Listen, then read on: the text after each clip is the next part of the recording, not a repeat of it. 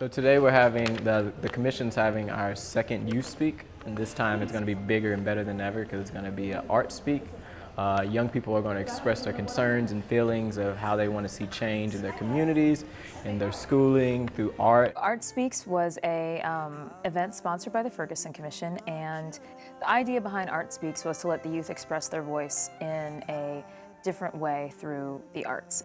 I'm the visual art facilitator, and we're creating boxes that give an idea of how youth feel being boxed in, being their voices being heard and unheard as it relates to Art Speak and the mission with Ferguson Commission. We have the youth here, man, and I have the honor to be working with the youth, you know what I mean? They really got something, and they got a gift. And it's just phenomenal working with them, and also inspiring as well, man. Being able to assist and tap in that diamond mine, you know what I mean? Like, I'm just naturally smiling at the moment of like, it's crazy, man, limitless. I am a poetry / spoken word arts facilitator. And my hope for the day is that the youth will produce something representative of their voice.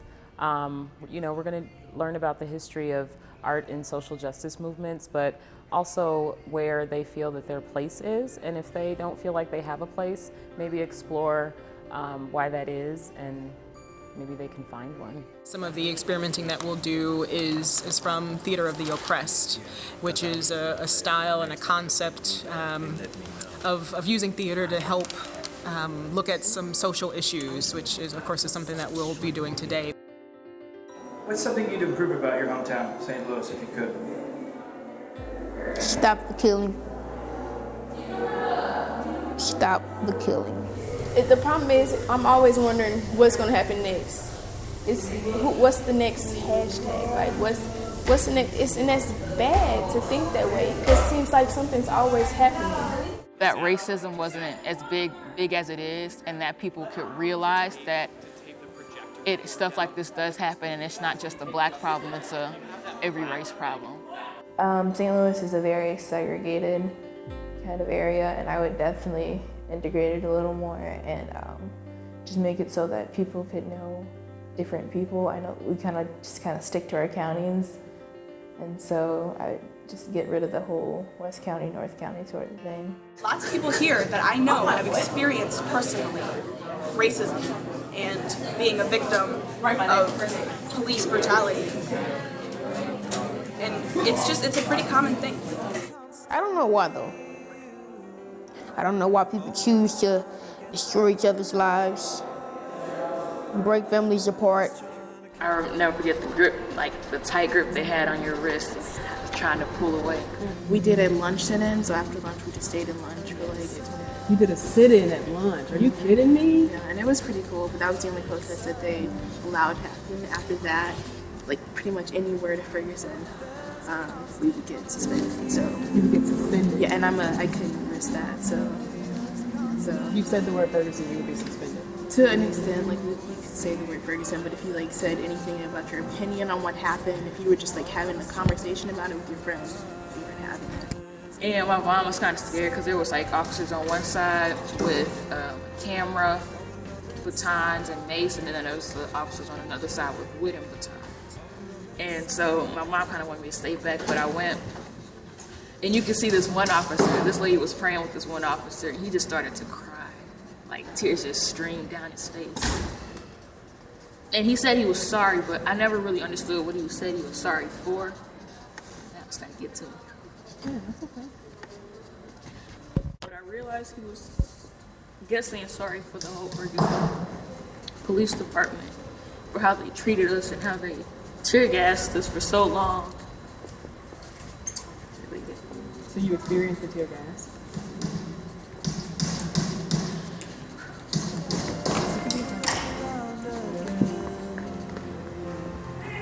That's what it's all about. It's definitely been interesting coming here and being able to connect with several other young people, students, college students, and seeing them speak on ways they've been affected since August 9th and put their frustrations into the reform process and the healing process through arts, through music, through visuals. It's empowering, you know, to know that so many young people still care and are still out here wanting change for their community. I must admit, I'm a product of Ferguson School District, so I think back to what August 9th would have looked like for me as a high school student, because they did cancel class for us. And I would always think, wow, what type of an impact? I know I had no idea that in middle schools they were doing sit-ins at lunch. I don't know if you knew about that, and you know what I'm saying? So it's powerful to know how much it impacted even 12, 13-year-old young people, right? That's incredible.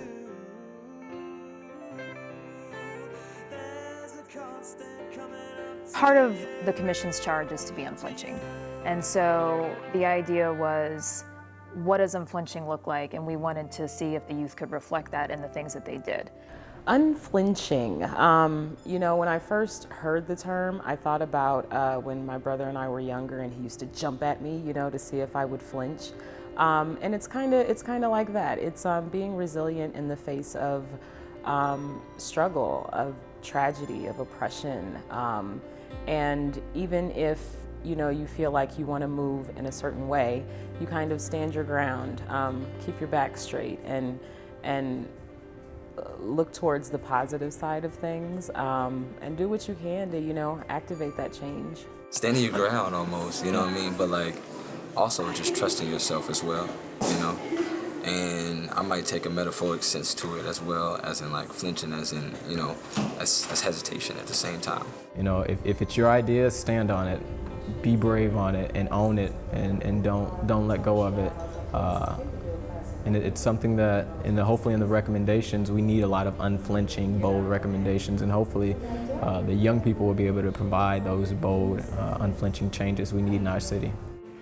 Flinching, I think, is like not holding your stance and kind of being easily moved and influenced. To me? Yeah. The revolution will not be televised. That is not what it means to you. That was great. What does it mean to you? To not move like in fear, but like in courage, I'm guessing. To not move in fear. There we go. What does it mean to you? To be brave and accept consequences for what you do and still do it anyway. Yeah. To me, it's like being rebellious and not afraid to take a chance, or just like you're not scared.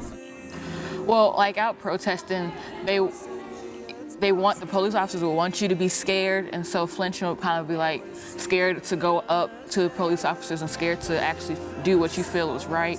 And so unflinching, I just think that you're bold enough to go out and protest, and you're bold enough to go to the police space and say, hey, you guys are doing this to our community and you need to stop. I think of unflinching as, even for a group that may seemingly be oppressed, to say enough is enough. I want more, better is out there, and really just to have the courage and the momentum to keep at it and keep going, and they're clearly unflinching young ladies, for sure. I had a point in my head right now. Do you want me to read it to you? Yeah, absolutely. It's called I Stand Proud. A basketball player, a comedian, an actor, whatever I am, I stand proud. You see, the world wants you to take it, but you have to be prepared to take it. I am a survivor. Yes, I went through some trials and some tribulations, but I stand proud through it. I know one thing. We're a giant tree, just like a family. We can say joy.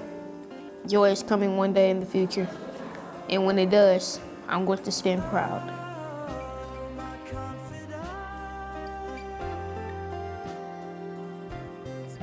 I wish adults would trust and try to understand youth. I really wish adults would trust youth a lot more and give us more opportunities to speak our minds. Well, adults, they always say, I was a teenager once, I know how it is. But it's a different time, I think. We know more than what they think we know. Say, for instance, the adult might say, you don't understand why people out there protesting, you'll understand when you're older. But being a protester, I understand, and I mean, I know why I'm protesting. I really wish adults would, like, show respect. respect to whom? Respect to anyone. Adults, they really don't respect the children. How do you expect someone to respect you if you don't respect them?